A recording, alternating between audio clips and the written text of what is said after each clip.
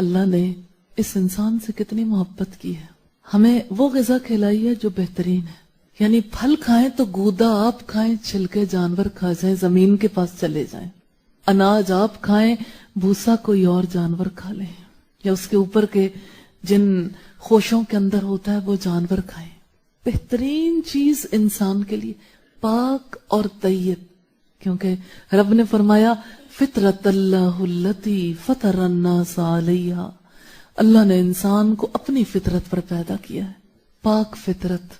ایک بچہ جب پیدا ہوتا ہے ہر طرح کے گناہوں سے، آلودگیوں سے بالکل پاک ہوتا ہے، اس کی نظر بھی پاک، اس کی زبان بھی پاک، اس کا دل بھی پاک، اس کے تعلقات بھی پاک۔ بچہ کتنا انوسینٹ ہوتا ہے، وہ اسمائل دیتا ہے، اس کی اسمائل میں کہیں غلاظت نہیں ہوتی، اس کو ٹچ کرو، اس کو دیکھو، اس کے چہرے پر کتنا معصوم تاثر ہوتا ہے۔ مسلمانوں کے یہاں جیسے بچے انوسینٹ ہوتے ہیں نا، نکاح کے وقت تک بچے اور بچی کو اسی طرح سے اس کی پاکیزگی کو سنبھال کر رکھا جاتا تھا، پاک پوتر۔ جیسے پھول ہوتا ہے نا، خوبصورت پھول، اس پہ شبنم گرتی ہے، انسان دنگ رہ جاتا ہے اس پھول کو دیکھ کر، شبنم کے قطرے کی وجہ سے اس کی پاکیزگی اور ابھر کے سامنے آتی ہے، پانی ان پتیوں پہ گرا ہوا ہو، اس کی نزاکت اور نمایاں ہو جاتی ہے۔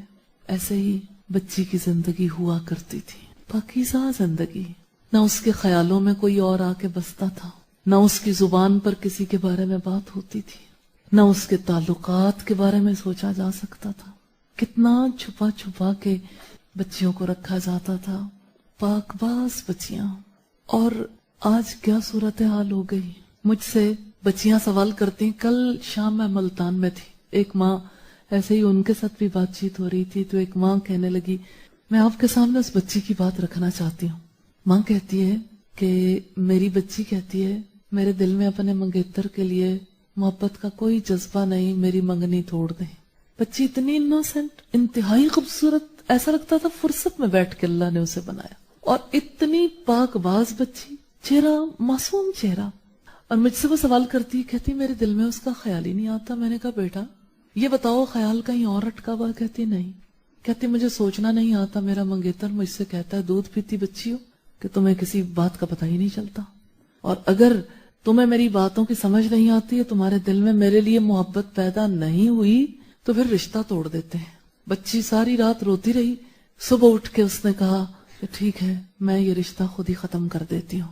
ماں سے کہا ماں اگرچہ وہ میرا کزن ہے لیکن میں نے رشتہ نہیں رکھنا، کیونکہ وہ مجھے کہتا ہے مجھ سے محبت کرو، اور مجھے پتہ ہی نہیں محبت کیسے کرتے ہیں۔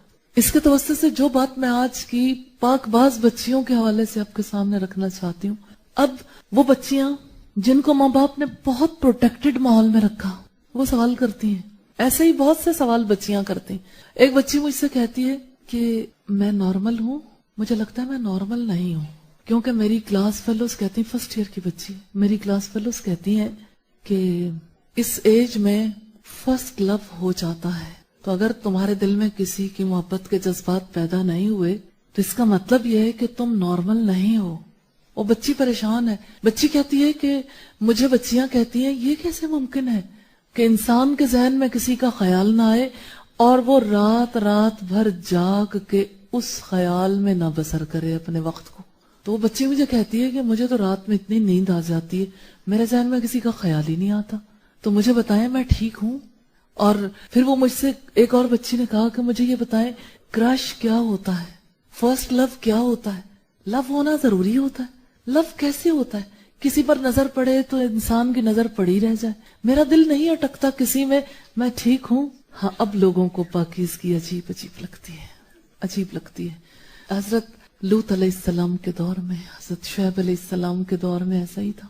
لوط علیہ السلام سے لوگ کہا کرتے تھے کہ ہم تمہیں اپنے وطن سے نکال دیں گے، تم بڑے پاک باز بنے پھرتے ہو، کیونکہ سب لوگوں کا ذہن ایک ہو گیا نا، سب ایک طرح کا سوچنے لگ گئے۔ اب انہیں یہ عجیب لگتا تھا کہ یہ ایک شخص کیوں کہتا ہے کہ مردوں کے ساتھ تعلقات نہیں ہو سکتے۔ حضرت لوط علیہ السلام آخری وقت تک پیغام دیتے رہے، پھر وہ وقت آیا کہ اللہ تعالیٰ نے لوط علیہ السلام کو باہر نکال لیا اور قوم پر پتھر برسائے۔ آپ جانتے ہیں بدکاری کی سزا شادی شدہ ہونے کی صورت میں پتھر مارنا ہی ہے، رجم کرنا.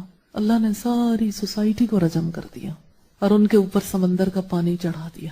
آج بھی وہ بستی، اس کے آثار موجود ہیں سمندر میں، ڈیڈ سی میں، اور اس کے ارد گرد کے قبرستان یہ بتاتے ہیں کوئی قریب ہی بہت بڑی بستی، بہت بڑی آبادی تھی. اب بتائیے ان پر اللہ نے پتھر کیوں برسائے تھے؟ بہت خوشحال تھے، طویل پھیلے ہوئے باغات تھے جس علاقے میں وہ رہتے تھے، ترقی یافتہ لوگ تھے، دنیا کی نعمتیں موجود تھی. وہ سمجھتے تھے کہ زندگی ہماری ہے، اس پر ہمارا حق ہے، ہم جو جی چاہے فیصلے کریں.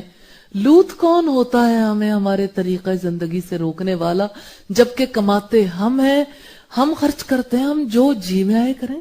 باہر سے آنے والے مسافروں کو لوٹ لیتے تھے اور ان کے ساتھ برا کام کرتے تھے.